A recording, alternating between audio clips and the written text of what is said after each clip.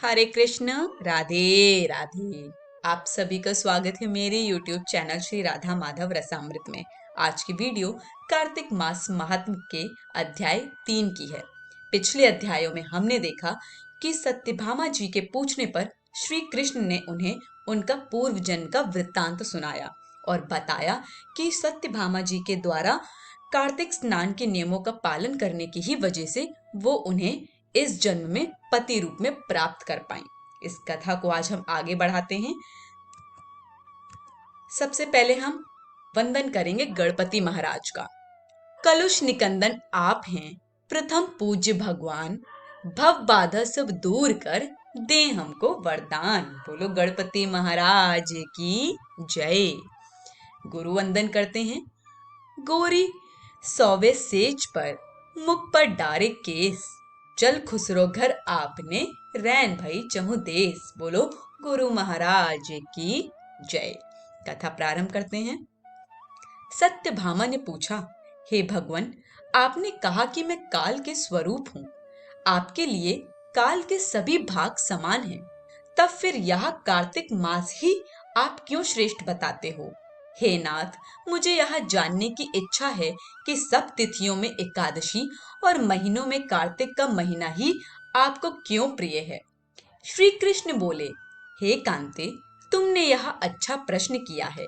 इस संबंध में तुम्हें बेन के पुत्र पृथु और महर्षि नारद का संवाद सुनाता हूँ। नारद जी ने कार्तिक मास की श्रेष्ठता बताते हुए कहा, पहले सागर का पुत्र शंख नामक राक्षस त्रिलोकी के मथने में समर्थ न हुआ। उसने संपूर्ण देवताओं को जीतकर स्वर्ग से निकाल दिया तथा इंद्रादिक संपूर्ण लोकपालों के अधिकार अपने हाथ में ले लिए। शंखासुर ने विचार किया, मैंने देवताओं को जीत लिया है तो भी वे बलवान मालूम होते हैं। वे सब वेद मंत्रों से युक्त हैं। उनके वेद मंत्रों का हरण करने से वे सब बलहीन हो जाएंगे। ऐसे विचार के साथ वह असुर विष्णु भगवान को नींद में ग्रस्त देख स्वयंभू ब्रह्मा जी के लोक में जा पहुंचा और वहां से वेदों को निकालकर चलने को तत्पर हुआ। उसके भय के मारे यज्ञ के मंत्र अपने बीजों समेत जल में प्रवेश कर गए।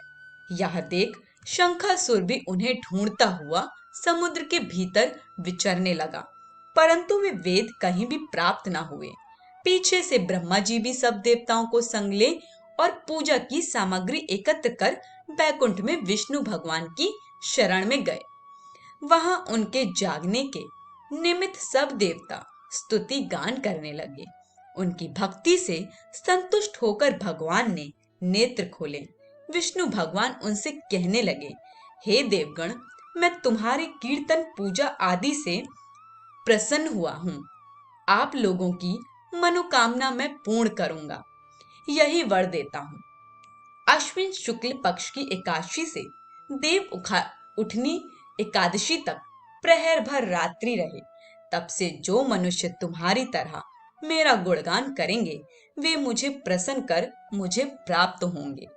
पाद्य, अर्घ्य, आचमन आदि जो तुम मेरे निमित्त लाए हो वह अनंत गुण होकर तुम्हारे सुख के कारण होंगे।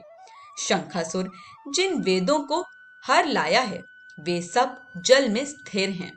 मैं शंखासुर को मारकर उन्हें लाऊंगा। अब से बीज मंत्र समेत सब वेद प्रतिवर्ष कार्तिक के महीने में सदा जल में निवास करेंगे। मैं मत्स्य रूप धारण कर जल में जाता हूँ। तुम भी संपूर्ण मुनियों को लेकर मेरे संग आओ। इस लोक में जो अच्छे मनुष्य प्रातः काल स्नान करते हैं वे निश्चय यज्ञांत स्थान के फल को प्राप्त होते हैं।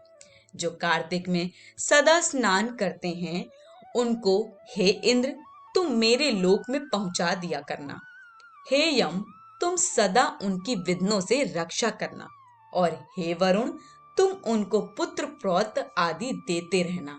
और हे कुबेर, तुम उनकी धन वृद्धि करो। देवताओं, आज तुमने मुझे एकादशी को जगाया है, इसलिए यह तिथि सदा मनाने योग्य है। यह मेरे लिए प्यारी है। हे देवगणों, भली भांति से किए जाने पर यह दोनों व्रत मनुष्य को मेरा सामीप्य प्राप्त कराते हैं। यह सत्य जानो कि इनके समान कोई व्रत नहीं है। आज की कथा यहीं समाप्त होती है। आगे की कथा का पाठ हम कल की वीडियो में करेंगे। हम इस कहानी से ही जान चुके हैं कि कार्तिक मास का कितना महत्व है, इसलिए इस समय को यूं ही ना गवाएं, बल्कि ज्यादा से ज्यादा समय भक्ति में ही व्यतीत करने का प्रयत्न करें। सभी को हरे कृष्ण, राधे राधे।